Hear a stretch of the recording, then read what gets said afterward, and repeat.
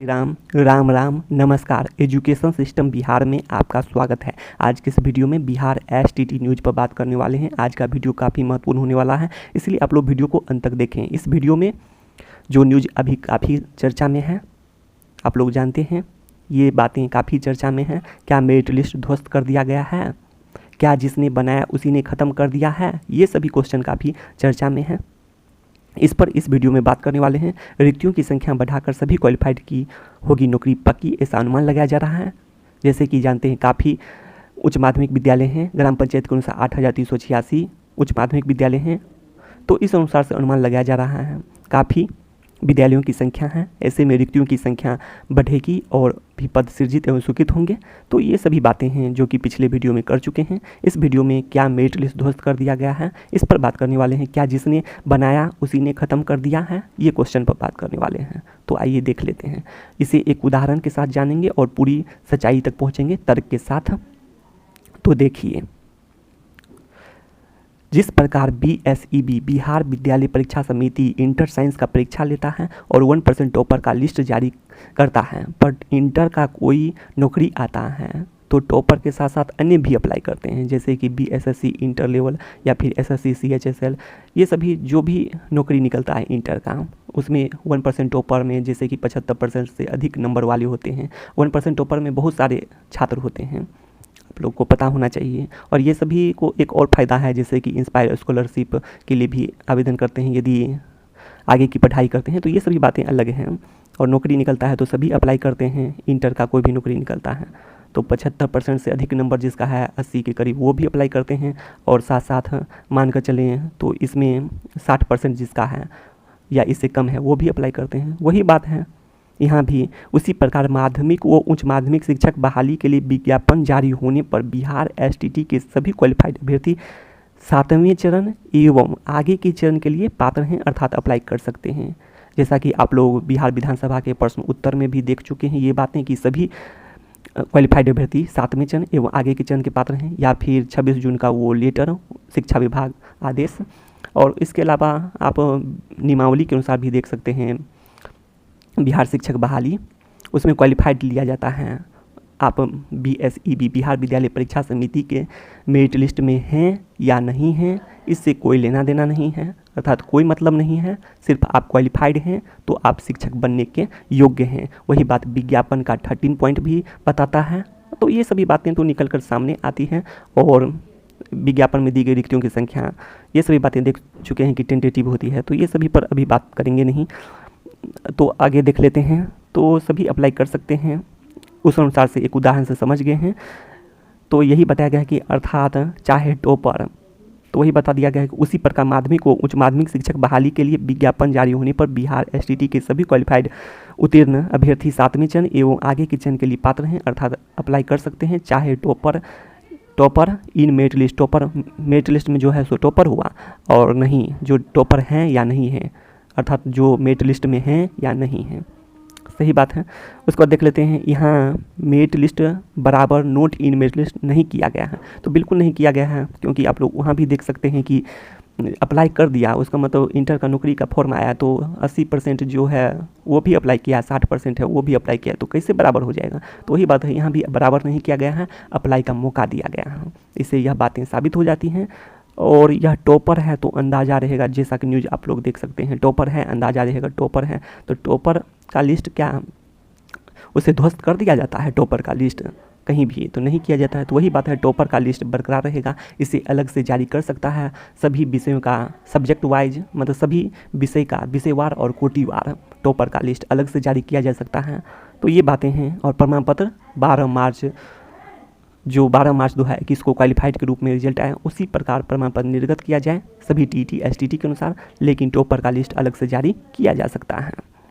सभी परीक्षा में टॉपर की भी सूची बनती है। तो ये बातें अब साबित हो चुकी हैं, सरकार द्वारा भी बताया गया था, और सभी न्यूज़पेपर के माध्यम से भी टॉपर है अंदाज़ा रहेगा टॉपर है, न्यूज़ चैनल के माध्यम से भी। तो यह बातें अब साबित हो चुकी हैं। तो इसे अब आगे देख लेते हैं प्रमाण पत्र कैसा होना चाहिए। उसके बाद हम लोग 26 जून का लेटर भी एक बार देखेंगे, और सारी सच्चाई के बारे में जान सकेंगे। और इसमें आप लोग को एक और सच्चाई देखने को मिलेगा, इसलिए आप लोग वीडियो में बने रहें। प्रमाण पत्र कैसा होना चाहिए, तो 12 मार्च को जिस प्रकार क्वालिफाइड के रूप में रिजल्ट जारी किया गया उसी प्रकार प्रमाण पत्र निर्गत किया जाना चाहिए, जो कि टीटी एसटीटी के अनुसार उचित और तर्कसंगत है, आप जानते हैं। तो ये सभी बातें हैं। उसके बाद आगे देख लेते हैं कि 3 महीने के बाद रिजल्ट में बहुत बड़ा बदलाव करना कहीं से भी उचित नहीं है, अभ्यर्थियों की भावनाओं को ठेस पहुंचाने वाली बातें हैं। 21 जून के अनुसार प्रमाण पत्र निर्गत करना कहीं से भी उचित नहीं है। कैसे, तो जैसे कि शिक्षक पात्रता परीक्षा के अनुसार भी उचित नहीं है 21 जून जैसा, या फिर 3 महीने के बाद बड़ा बदलाव, ये सभी बातें हैं। यह भी करना चाहिए कि सभी क्वालिफाइड अभ्यर्थियों की उच्च प्राप्तांक से न्यून प्राप्तांक के क्रम में लिस्ट जारी करना चाहिए विज्ञापन के अनुसार। उसके बाद सभी परीक्षा की तरह टॉपर का सूची, हाँ यहाँ इसीलिए इस बात को दिखाए हैं, सभी परीक्षा की तरह टॉपर की सूची विषयवार और कोटिवार जारी कर सकता है, जिसे न्यूज से स्पष्ट कर दिया गया है। यह नियुक्ति का मेरिट लिस्ट नहीं है, मतलब टॉपर का सूची है, टॉपर है अंदाजा रहेगा टॉपर है। तो ये सभी बातें अब साबित हो चुकी है। अब आगे देख लेते हैं 26 जून का यह लेटर है, 26 जून शिक्षा विभाग आदेश लेटर। इस लेटर का महत्वपूर्ण बिंदुओं को देख लेते हैं। तो पहले बता दें कि बिहार राज्य द्वारा वर्ग 1 से 8 के लिए जो शिक्षक पात्रता परीक्षा आयोजित होती है उसके प्रमाण पत्र की वैलिडिटी लाइफ टाइम हो गई है, जीवन पर्यंत हो गई है मई 2012 के प्रभाव से। अब सबसे महत्वपूर्ण बिंदु देख लेते हैं जो कि बिहार एसटीटी के लिए है। सामान्यतः आप देख सकते हैं बिहार माध्यमिक शिक्षक पात्रता परीक्षा अर्थात बिहार एसटीटी में सामान्यतः राष्ट्रीय अध्यापक शिक्षा परिषद NCTE द्वारा वर्ग 1 से 8 के लिए शिक्षक पात्रता परीक्षा के निर्धारित मापदंड का अनुपालन किया जाता है। तो इसमें सामान्यतः पालन किया जाता है, जो कि वर्ग 1 से 8 के लिए तो है, लेकिन इसमें सामान्यतः पालन किया जाता है, मतलब पूर्णतः नहीं दिया गया है, इसमें सामान्यतः किया जाता है। अब आगे देख लेते हैं बिहार माध्यमिक उच्च माध्यमिक शिक्षक पात्रता परीक्षा STT उत्तीर्ण प्रमाण पत्र की जो वैलिडिटी है जून 2012 के प्रभाव से लाइफ टाइम किया गया है, जीवन पर्यंत किया गया है, ठीक है। तो देख लिए हैं इसमें, तो जीवन पर्यंत कर दिया गया है जून 2012 के प्रभाव से STT का। तो उसके बाद आगे देख लेते हैं STT 2011 में उत्तीर्ण अभ्यर्थी जिनके प्रमाण पत्र की मान्यता जून 2021 में समाप्त हो रही थी, मतलब STT 2011 का जो प्रमाण पत्र है उसकी वैधता समाप्त हो रही थी, उसे अब बरकरार हो गया है। जून 2021 में समाप्त होने वाली थी लेकिन अब बरकरार हो गया है, ठीक है। इससे यह बातें साबित हो गई हैं। अब आगे देख लेते हैं, थर्ड पॉइंट ही सबसे महत्वपूर्ण है, थर्ड। तो देखिए समिति, देखिए समिति में कौन कौन सा था। समिति जो कमेटी गठित हुई थी तो उसमें आप देखेंगे तो शिक्षा सचिव सदस्य, उसके बाद आगे देखेंगे तो प्राथमिक शिक्षा सदस्य निदेशक, उसके बाद उपनिदेशक देखेंगे, उपनिदेशक है माध्यमिक शिक्षा सदस्य, उसके बाद बिहार विद्यालय परीक्षा समिति परीक्षा नियंत्रक विविध। तो इसने तो ये 4 जगह के सदस्य हैं। तो समझ सकते हैं कि बिहार विद्यालय परीक्षा समिति के भी परीक्षा नियंत्रक भी इसमें शामिल थे।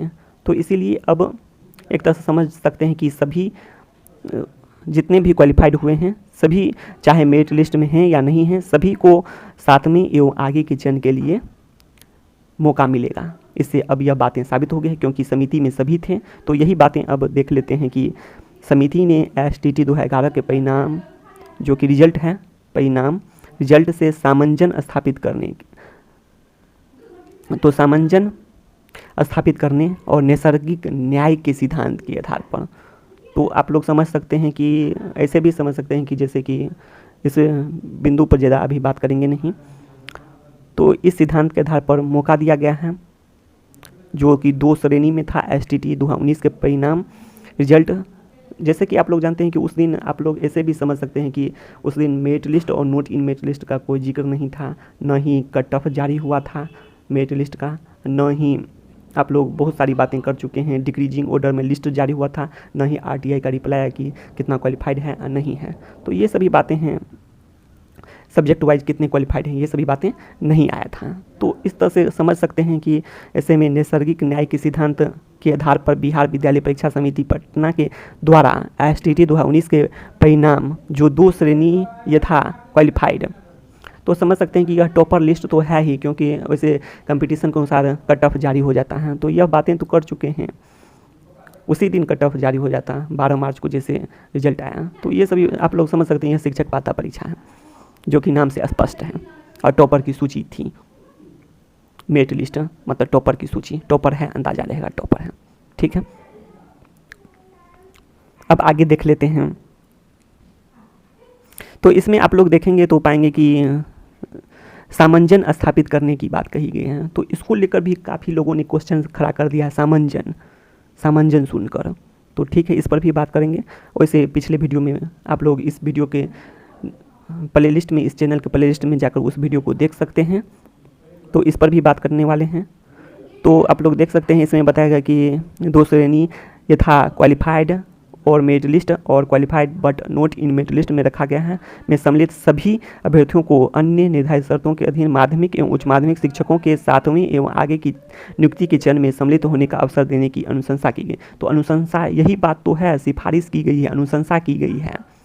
तो इसी बात कर रहे हो, समिति ने भी अनुशंसा की है। उसमें बिहार विद्यालय परीक्षा समिति के भी परीक्षा नियंत्रक भी थे शामिल, और लोगों ने सहमति जाहिर की है, ऑब्जेक्शन नहीं लगाया है। इसीलिए आप लोग समझ सकते हैं कि मतलब अनुशंसा की है, अर्थात ऑब्जेक्शन नहीं लगाया है। तो इस आधार पर देख सकते हैं समिति की उक्त अनुशंसा पर मतलब सभी जो 4 सदस्य थे, तो देख सकते हैं जितने भी क्वालिफाइड हुए हैं न्यूनतम उत्तीर्णांक के आधार पर घोषित क्वालिफाइड सभी अभ्यर्थियों को माध्यमिक एवं उच्च माध्यमिक शिक्षकों के 7वीं एवं आगे की नियुक्ति के चरण में सम्मिलित होने का अवसर दिया जाए। तो इसीलिए अवसर मिल चुका है, अब कोई बात है नहीं। तो इसमें कुछ नियमावली के बारे में बताया गया, तो नियमावली के अनुसार भी चयन प्रक्रिया बताया गया है। तो आगे बात करेंगे इस पर। मेधा अंक की बात कही गई है, संगत नियमावली के बारे में बताएंगे। तो इधर देख लेते हैं अब आगे।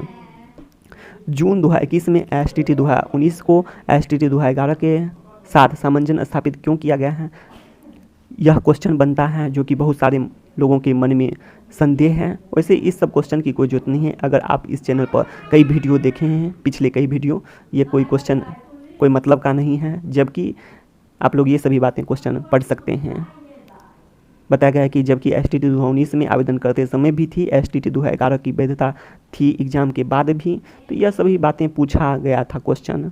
तो ये देख सकते हैं, इसमें आप लोग वीडियो को पॉज करके ये सभी बातें तर्क पढ़ सकते हैं। इस वीडियो में ज़्यादा बात करने वाले हैं नहीं अब। तो हिंट में ही थोड़ा सा देख लेते हैं, आप लोग वीडियो पढ़ लेंगे। तो हिंट में देखेंगे कि स्टेप 1, स्टेप 2, स्टेप 3। तो स्टेप 1 से स्टेप 2 में जाने के लिए देख सकते हैं स्टेप 2 क्या मांग रहा है। तो एजुकेशन क्वालिफिकेशन, तो योग्यता, अर्हता, तो ये होना चाहिए। स्टेप 1 में यदि पूरा है तो आगे बढ़ जाएगा स्टेप 2 के लिए। उसके बाद स्टेप 2 से स्टेप 3 में जाने के लिए क्वालिफाइड चाहिए। क्वालिफाइड स्टेप 2 में रिजल्ट आया क्वालिफाइड के रूप में, अर्थात रिजल्ट आया तभी तो क्वालिफाइड होंगे।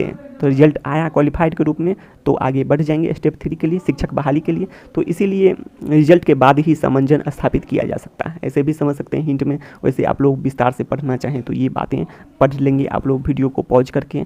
तो इस वीडियो में ज़्यादा बात करने वाले हैं नहीं। शिक्षा से संबंधित तमाम जानकारी के लिए चैनल को सब्सक्राइब कर दीजिए, साथ साथ वीडियो को ज़्यादा से ज़्यादा लाइक, शेयर और कमेंट करना ना भूलें। तो बस इस वीडियो में इतना ही, धन्यवाद।